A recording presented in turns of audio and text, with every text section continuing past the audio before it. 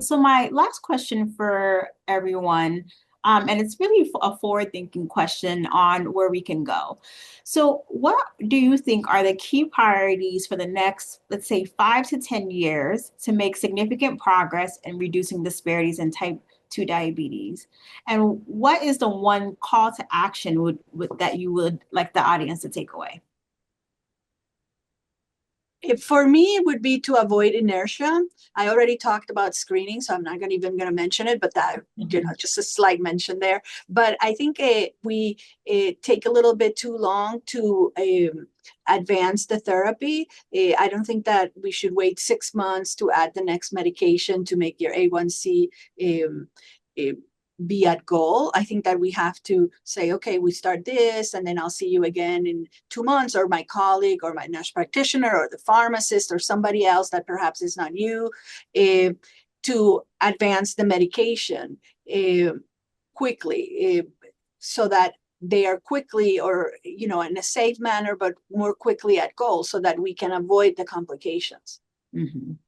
No, I agree. I think if you look at the literature, clinical inertia is one of the biggest barriers to good diabetes control. Because you're right, if say someone has an A1C of 10 or 12, if you make one little adjustment every 3 months, they're never really going to get at goal. And so really having those opportunities to be more aggressive with management, more frequent follow-up, more intentional with medication intensification, I think that can go a long ways. Although I think there's a lot of barriers to why it may be challenging to do that depending on the healthcare system you're in.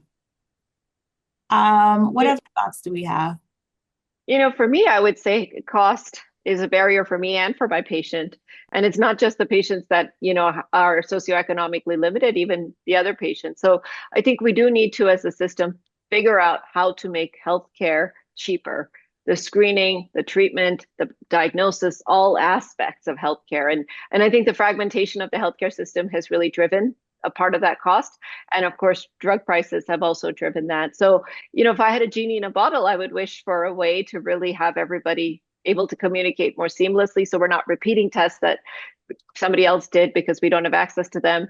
And then also a way to really be able to make some of these medications more affordable, because what we're seeing is that diabetes incidence and prevalence are both going up, and they're going up disproportionately in the people in whom it's really a big impact, because it's harder to control, like some of these underserved populations. So I think we need to think about moving around dollars on a federal level to figure out how to make healthcare more affordable, and how to make screening and treatment something that it's just not the wealthy people, but really everyone has access to.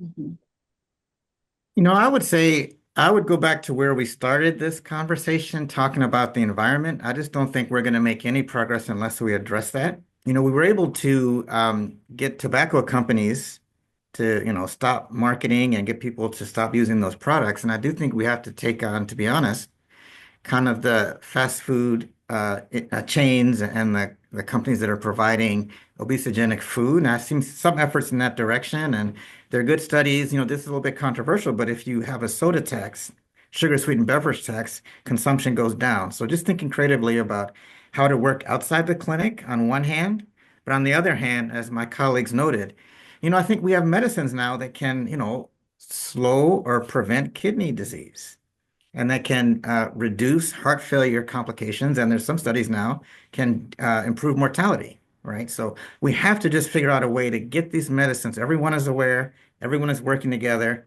people can afford them, and people stay on them and don't discontinue them. And I think if we do that, we'll look back and say we really bent the curve on disparities. So I think it's those two-pronged efforts. One is the environment, and there are a lot of entrenched forces out there that have to be unentrenched. I guess that's not a word, but that's one. And the second one is the clinical piece. No, I agree. I think when we think about the advances that we've seen in diabetes, we now have drugs that reduce cardiovascular events and reduce kidney disease. And my area of expertise is diabetes technology. And so we think about continuous glucose monitors and having someone have their blood sugar readings and understanding all their trends. I think all those things can be very impactful. But we also have to make sure the patients who are at the highest risk for complications and the worst outcomes have access to these technologies, or else we'll never really move the needle in terms of improving health in this country. Any last words or final burning thoughts from our experts before we close? I'm just really happy to be having this conversation because I don't think it's something we talk about enough. I don't think it's something we think about enough on a day-to-day basis. And I think even though we've talked a lot about systems-based issues today, even us as individuals, if we have these conversations, we can think about small things we can do in our clinic, spend 5 extra minutes educating, think about, directing people to foundation support and what have you, ways to which we can really start to implement change even at the level of our own clinics.